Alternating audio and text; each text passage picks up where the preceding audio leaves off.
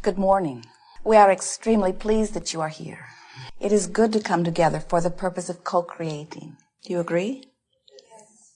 You're knowing what you are wanting. It changes. Eternally evolving.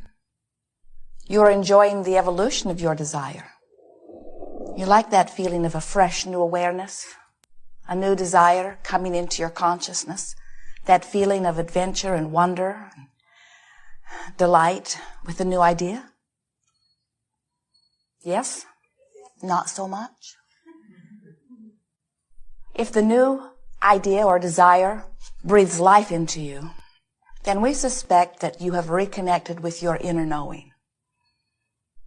But if the new desire tortures you a little, antagonizes you, if when you have a desire that isn't fulfilled, you feel uncomfortable in its not yet manifestation, then you still have not remembered that you are leading edge creators and that you will never get it done, that there will always be a fresh new desire.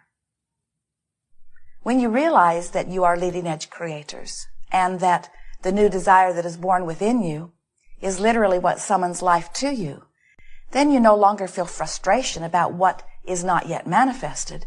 Instead, you feel appreciation for the life-giving desire that still summons through you. But we understand how, when you have not consciously addressed the subject of resistance within your own vibration, how new desires could sometimes not feel so good. Because when you really want something, and you cannot for the life of you figure out how to bring it about, if you've got something that is plaguing you, something that you would dearly love to get rid of and just cannot seem to rid yourself of, we understand how you might be out of balance with the idea of desire, so much so that you might even begin to condemn it, begin to say that desire is inappropriate, which is odd since the entire universe is based upon this attraction-based effect where desire is born and it has the summoning capability that literally summon life force forward, which keeps us all moving forward. It is so much more comfortable when you get in sync with the laws of the universe. It doesn't work too well when you jump off the cliff determined to defy gravity. And it doesn't work too well when you go against the stream or flow of source.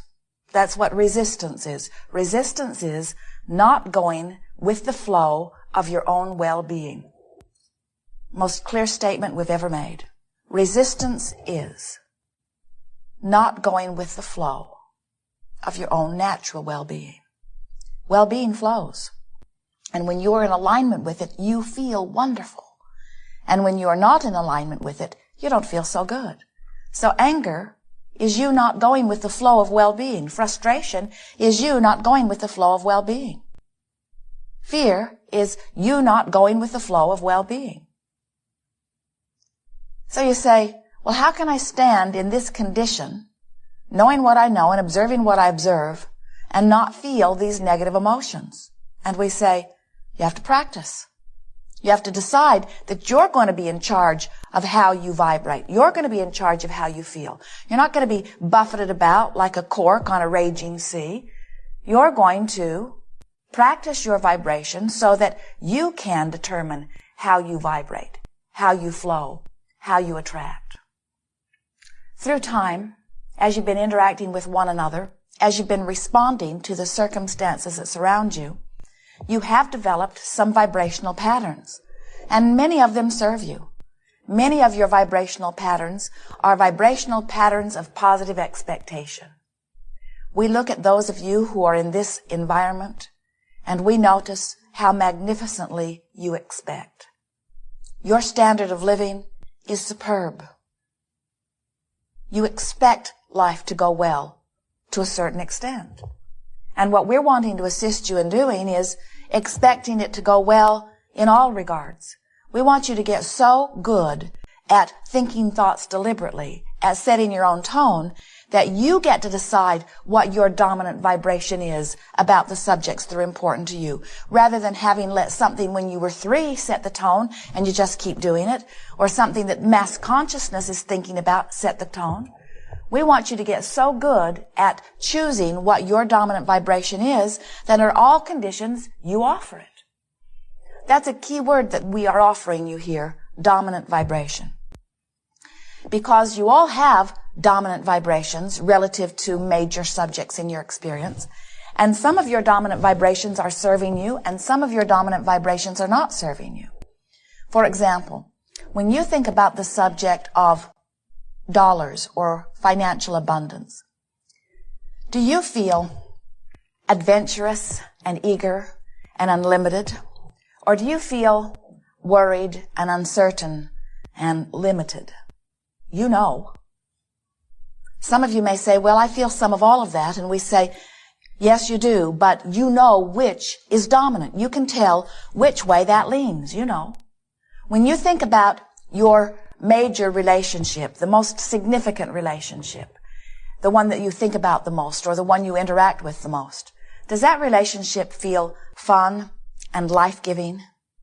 Or does it feel like struggle and hard work? You know. When you think about your physical body, does it feel flexible and strong and sure-footed? Or do you feel tentative and uncertain? You know. Relative to every subject that you ponder, and especially those major subjects, you have little by little by little by little by little developed vibrational patterns. You could call them beliefs. We don't want to give them too much weight. Habits of thought that you keep thinking. And the reason you keep thinking them is because you haven't decided to think otherwise. And so the thought that you think, which attracts to it, so you think it some more, which attracts to it, so you think it some more, which attracts to it, so you think it some more. In other words, when you have an expectation, you've got a dominant thought going on, and law of attraction is going to deliver that to you again and again and again. And you say, the reason that I believe this is because it is true. And we say, the reason that you believe it is because you practice the thought, because all that a belief is a thought that you keep practicing. And so you say, but the reason I believe it is because it is true. And we say, but why is it true? It is because you think it. It's because somewhere you got the thought, you held the thought, you let it become dominant in your vibration, law of attraction responded to that vibration and made it evidential in your experience. And so you say, it's true. And what we are wanting you to is you can make well-being true, or you can make not well-being true. Cancer is true. It's just not usually wanted. Violence is true. It's just not usually wanted. And we want you to begin to realize that facing the facts because they are true only perpetuates the truth you would not choose for yourself. So when you begin to think about the dominant thoughts that you have, and more importantly, you begin to think about choosing thoughts that you want to make dominant, we have a process for you that will work if you will work it. And we call it the process of virtual reality. You've played this game under other titles. We've called it creative visualization. We've called it using your imagination. Virtual reality is a game where, like a director of a movie, you set the scene. You know what you want your audience to feel, and so you set them up for it. You make it winter or you make it summer. You put it in the mountains or you put it on the ocean or you put it on the beach. You put it outdoors or you put it indoors. You make it daytime, you make it nighttime. In other words, you set the scene. It has one intent only, and that is the intent of your practicing a vibration with the singular purpose of making it a dominant vibration. Sometimes people will use visualization to try to fix something that is broken. And we want you to use virtual reality for one reason only, to make the vibration that you choose dominant. Let's say that your nation is really worried about something. And it's hard for you not to give it thought because when you turn on the television, it is there. You hear others talking about it. Your teachers are talking about it in the classrooms of your children. People are having discussions about it all around you. But when you think about it, you know it's not a thought you want to make dominant within you because you feel fear. when it crosses your mind, or anger, or frustration, or worry. So you say, okay, I will choose another thought and make it dominant. The feeling is I need to deactivate the thought that already is dominant.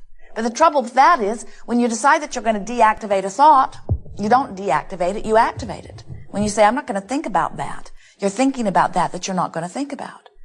Even when you say, I don't want to be sick, I'm going to think about wellness. When you approach the subject of your physical body, when your dominant thought about it has been sickness, even though you try to do a virtual reality about wellness, you usually activate the thought of illness because that's the dominant thought relative to that subject. You see how it works? So there's a temptation when you apply these processes to say, oh, Abraham is giving me a process where I can fix this thing that's broken, and all it does is activate the thing that's broken. So without meaning to, you just practice making the dominant thought that isn't serving you remain dominant. This process of virtual reality will change that for you if you will understand this one very important thing. The process of virtual reality is where you practice your dominant thought. It's where you practice the thought that you want to be dominant until it is dominant. Virtual reality is a place where you practice the thought that you want to be dominant and make it dominant. Virtual reality is a place where you practice the thought that you want to be dominant and you make it dominant. And the reason that we're repeating this into the ridiculous is because at first you're not going to want to do that. Even Esther, as she's been practicing this for a few weeks now, finds herself sometimes right in the middle of a delicious virtual reality, and all of a sudden she realizes she's trying to reform someone, either herself or someone else. In other words, she'll be going along swimmingly, doing very, very well, and then she'll stumble into something, and without even meaning to, she'll activate something that is broken, so to speak. So, virtual reality really works best if it's short. Get in, feel good, get out. Get in, feel good, get out. So, you set the scene. What time of year is it? What time of day is it? Where is it? Outside, inside? You get to choose. There is no right and wrong in that. What you're reaching for are good feeling moments. You know those moments when your heart is just singing so strong and you just think, I wish I could stay here forever? Does that usually happen to you when you're outdoors or indoors? If it's more often outdoors, then pick a scene that's outside. If it's more often indoors, then pick a scene that's indoors. Esther, quite often in her virtual reality, she's walking into a new place that is very beautiful. And often it's indoors. Sometimes she finds herself discovering a magnificent vista, and that moment of exhilaration is there. That's what you're reaching for. So you set the place and the time of year and the time of day, and then you talk to yourself about how it smells and looks and feels. You're sort of bringing yourself along little by little into this higher, better, good feeling place. And then you decide who else is with you. Sometimes in the beginning, it's better to be alone, but not always. You get to decide that. Who else is there?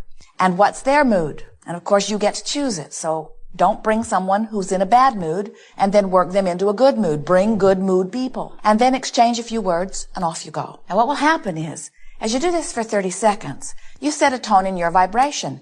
Does it immediately become your dominant tone or your dominant vibration? No. But it begins to dilute what is. So then you do it again, and you do it again, and you do it again, and you do it again, and you don't do it because there's something broken that you want to fix. Because if you do it because there's something broken that you want to fix, you just practice the one that's already dominant. This is only to feel good, only to feel good. And with a few weeks of dabbling at this, you will readjust what is dominant within your vibration. You see, the creative process is 3 steps. The first step is you have to identify what is wanted, and you can't help but do that. Preferences are born within you all day, every day. Contrast helps you to conclude. When you know what you don't want, what you do want shoots out of you like a rocket. Whenever you know what you do not want, clarity about what you do want comes forth in very vivid terms. So step 1 is happening all over the place. Step 2 is not your work. Source energy will answer. Step 2 is the answering of what is being asked, and that is not your work. Step 3 is your work. You must be in the receiving mode. You must be a vibrational match. You must be vibrationally equivalent. You must not be vibrationally different. You must not be vibrationally resistant. You must be vibrationally harmonious with that which you are asking for. That's what being in the receiving mode is. You got to line up with your own desire.